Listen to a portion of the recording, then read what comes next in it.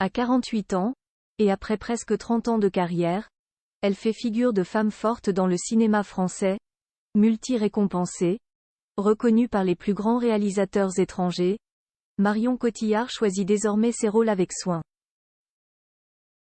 Il faut dire qu'elle a vécu certaines expériences déplaisantes, par le passé, qui l'ont poussée à s'affirmer. La suite après la publicité. Une actrice engagée.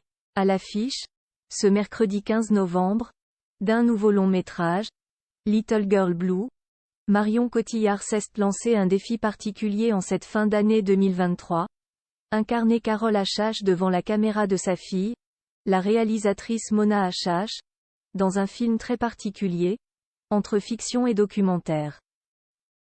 Mais surtout tenter de raconter le passé difficile de cette femme, victime notamment d'agressions sexuelles dans les années 70 et 80. Autrice, celle-ci s'est finalement suicidée en 2016 et c'est au travers de ces photos que la réalisatrice et l'actrice ont pu replonger dans son histoire. Mais au travers de sa vie, c'est un combat qu'elles ont décidé de mener, celui pour le droit des femmes, loin d'être terminé. D'ailleurs, Marion Cotillard, pendant sa longue et fructueuse carrière, a elle aussi été confrontée à des comportements inappropriés, comme elle l'a confié à Nice Matin ce mercredi. Il y a beaucoup d'hommes que j'ai dû repousser et remettre en place.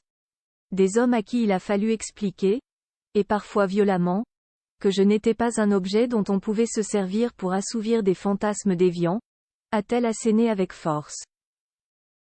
Notamment obligée de travailler aux États-Unis avec Harvey Weinstein, producteur surpuissant avant sa chute pour de multiples agressions sexuelles, elle a affirmé son caractère au fil du temps. Et prouvé sa force dans ses projets, toujours minutieusement choisis. Sur mes choix artistiques, j'ai eu la chance qu'on m'offre des rôles d'une grande complicité en sachant qu'il y a toujours une faiblesse chez quelqu'un de fort et une force qui sommeille chez quelqu'un de faible, a-t-elle remarqué MeToo.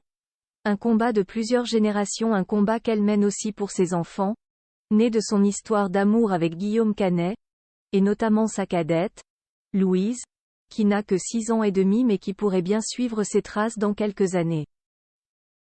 Et qu'elle a hérité des femmes des générations précédentes, notamment des femmes entre les années 60 et 80.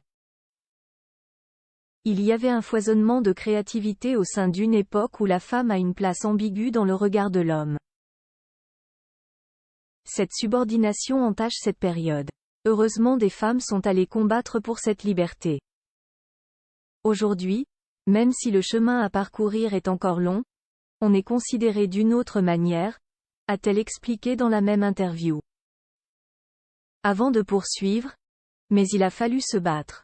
En ce qui concerne la manière dont on a pu se servir du corps de la femme comme si c'était un dû, le combat continue. La révolution MeToo nous a cependant permis de parler et d'être écoutés.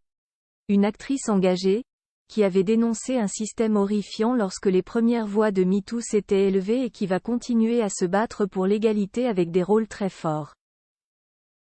La suite après la publicité. La suite après la publicité.